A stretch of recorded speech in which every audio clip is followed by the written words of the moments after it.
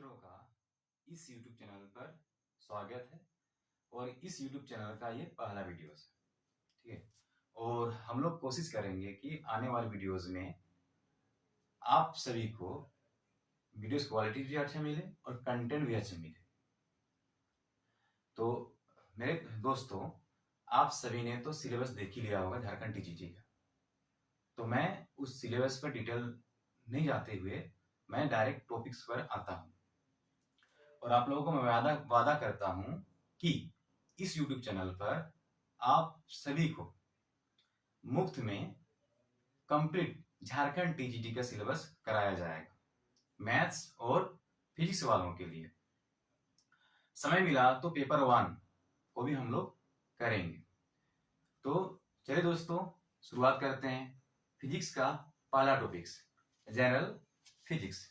तो general physics में जो टॉपिक्स है वो सबसे पहला टॉपिक्स है आपका वेक्टर एंड उसकी प्रॉपर्टीज के बारे में जानना है। तो वेक्टर का हम बेसिक प्रॉपर्टीज हम जानने से पहले थोड़ा जानते हैं कि क्वांटिटीज किसे कहते हैं, यानी फिजिकल क्वांटिटीज किसे कहते हैं, जिसको हिंदी में आप भौतिक राशियां कहते हैं। तो भौतिक राशियां क्या होती हैं, इसको मैं दोबारा आपको याद दिला रहा हूं। तो भौतिक राशियां वैसी फिजिकल क्वांटिटीज को बोली जाती हैं जिसको नापा जा सकता है या जिसका मेजरमेंट किया जा सकता है या जिसको संख्या से दर्शाया जा सकता है, वैसी राशि को क्या बोला जाता है, भौतिक राशियां। ठीक है, ये भौतिक राशियां दो प्रकार की होती हैं। एक को कहते हैं हम वेक्टर क्वांटिटीज और एक को बोलते हैं हम स्केलर क्वांटिटीज।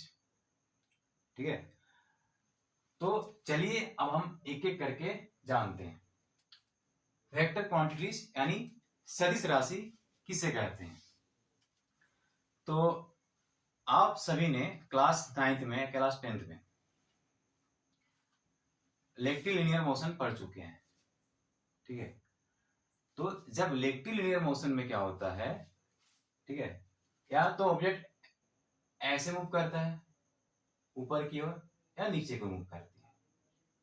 ठीक है, या तो ऑब्जेक्ट राइट दाएं की ओर या बाएं की ओर मूव करती है रेक्टिलिनियर मोशन में। उस केस में हम क्या करते हैं, प्लस या माइनस करके हम लोग निकाल लेते हैं। पर दिक्कत कब होती है, जब कोई ऑब्जेक्ट को हम लोग हवा में फेंकते हैं। जब हम कोई ऑब्जेक्ट को हम हवा में फेंकते हैं तो कभी भी हॉरिजॉन्टली मूव नहीं करती है, यानी इसका जो वेलोसिटी होता है वो हॉरिजॉन्टली नहीं होता है या हॉरिजॉन्टली ट्रेवल नहीं करती है। कोई भी ऑब्जेक्ट को जब हम हवा में फेंकते हैं तो क्या होता है कि वो इस प्रकार से अपना दूरी ट्रेवल करती है। तो उस केसेस में जो इसका जो डायरेक्शन है वो पल पल में चेंज होते रहता है। ठीक है, तो हर पल इसका डायरेक्शन और मैग्नीट्यूड चेंज हो रहा है। फिर हम कैसे फाइंड करेंगे। ठीक है, तो ऐसे केसेस को निपटने के लिए, ठीक है, हमें वेक्टर का कॉन्सेप्ट जानना बहुत जरूरी है। ठीक है, तो वेक्टर क्या होती है, वेक्टर यानी सदिश राशि क्या होती है, वैसी फिजिकल क्वांटिटीज जिसका मैग्नीट्यूड और डायरेक्शन दोनों होता है, उसको कहते हैं वेक्टर क्वांटिटीज। जैसे डिस्प्लेसमेंट में आपका क्या होगा, वेक्टर डायरेक्शन भी होगा और मैग्नीट्यूड भी होगा। ठीक है, और स्केलर क्वांटिटीज किसे कहते हैं, वैसी फिजिकल क्वांटिटीज जिसका केवल मैग्नीट्यूड होता है, कोई डायरेक्शन नहीं होता है, उसको बोलते हैं स्केलर क्वांटिटीज। और एक बात यह है कि वेक्टर क्वांटिटीज में मैग्नीट्यूड तो होता ही है, डायरेक्शन भी होता है, साथ ही साथ वेक्टर क्वांटिटीज वेक्टर लॉ को फ्लो करती है।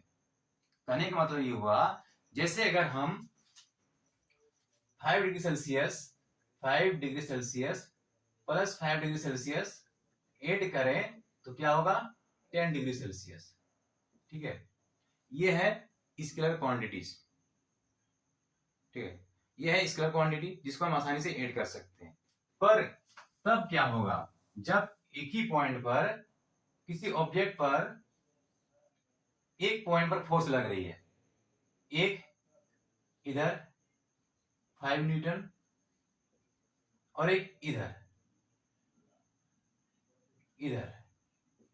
3 न्यूटन, तब रिजल्टेंट क्या होगा? तब अब ऐसे केसेस में फोर्स को, ठीक है, सिंपल जोड़ नहीं सकते हैं। ठीक है, 5 न्यूटन प्लस 3 न्यूटन आप नहीं कर सकते। ठीक है, ये गलत है। ठीक है, फोर्स क्या है? एक वेक्टर क्वांटिटीज है, तो फोर्स को वेक्टर लॉ के साथ ही ऐड करना पड़ता है। यानी वो क्वांटिटीज, जो क्वांटिटीज वेक्टर क्वांटिटीज होती हैं उसमें मैग्नीट्यूड होता है, डायरेक्शन होती है, साथ ही साथ वो वेक्टर लॉ को फ्लो करता है। आगे आपको वीडियोस में मिलेंगे कि वेक्टर लॉ क्या है, ठीक है, और वो कैसे कैसे फ्लो होता है। ठीक है, आगे मैं आपको बताऊंगा। उससे पहले मैं टाइप्स ऑफ वेक्टर आपको बताता हूँ, कितने प्रकार के वेक्टर्स होते हैं। तो देखिए, वेक्टर्स तो बहुत प्रकार के होते हैं। मैं कुछ वेक्टर्स का जो है टाइप लेके आया हूँ। जैसे है पोजीशन वेक्टर। तो पोजीशन वेक्टर किसे कहते हैं? इसे नाम से पता चलता है कि पोजीशन वेक्टर से किसी भी ऑब्जेक्ट का पोजीशन पता चलता है। ठीक है, कोई भी ऑब्जेक्ट कहां पर है उसका पोजीशन किसे पता चलता है? पोजीशन वेक्टर से। तो बात यहां पर एक प्रश्न आता है कि जब पोजीशन वेक्टर उसका नाम है, ठीक है, तो उसके लिए क्या होना चाहिए? कुछ तो होना चाहिए, तभी तो पोजीशन पता चलेगा। यानी रेफरेंस पॉइंट होना चाहिए, यानी ओरिजिन होना चाहिए, तब जाके किसी का पोजीशन वेक्टर फाइंड किया जा सकता है। ठीक है, रेफरेंस पॉइंट या ओरिजिन होना चाहिए। जैसे कि अगर मैं कह दूं कि मेरा घर फलना गांव में है, ठीक है, रोड से 300 मीटर दूरी पर, तो हो सकता है रोड जो है बहुत लंबी हो, वैसा केसेस में कोई मेरा घर नहीं खुश पाएगा। लेकिन मैं उसको बता दूं एक रेफरेंस पॉइंट कि मेरे घर के पास एक सरकारी स्कूल है, तो कोई भी आसानी से खोज पाएगा। उसी प्रकार पोजीशन वेक्टर के लिए क्या होना चाहिए? रेफरेंस पॉइंट होना चाहिए या ओरिजिन होना चाहिए। कहने का मतलब ये हुआ, इस टाइप का पोजीशन वेक्टर होता है। ये ओरिजिन है, ये आपका y एक्सिस है, ये x एक्सिस है। ठीक है, और कोई पॉइंट है a, तो इसका पोजीशन वेक्टर क्या होगा? o a। ठीक है, इसको आप फिक्स वेक्टर भी कह सकते हैं। पोजीशन वेक्टर का क्या कह सकते हैं?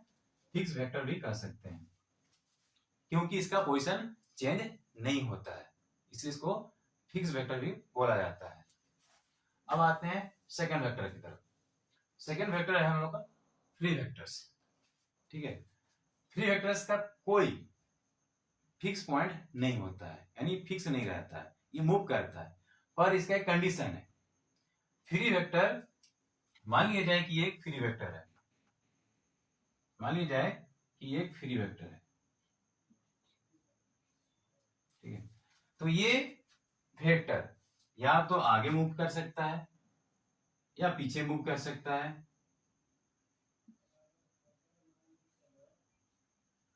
या ऊपर मूव कर सकता है या नीचे मूव कर सकता है। इसको बोलते हैं फ्री वेक्टर। इसका कोई फिक्स पॉइंट नहीं रहता है।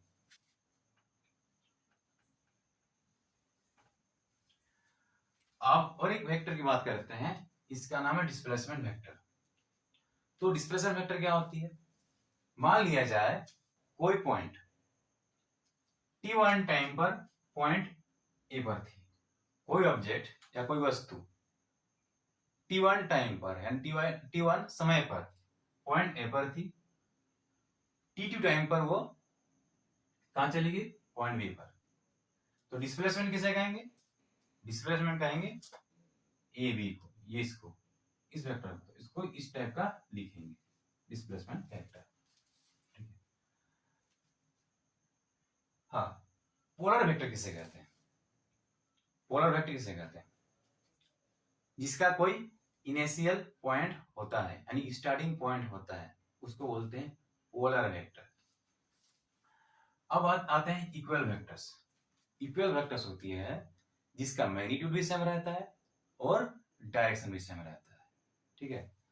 ऐसे जैसे कोई ये वेक्टर ए है, ये वेक्टर बी है, अगर इसका मैग्नीट्यूड और डायरेक्शन सेम है तो बोलेंगे इसको इक्वल वेक्टर्स।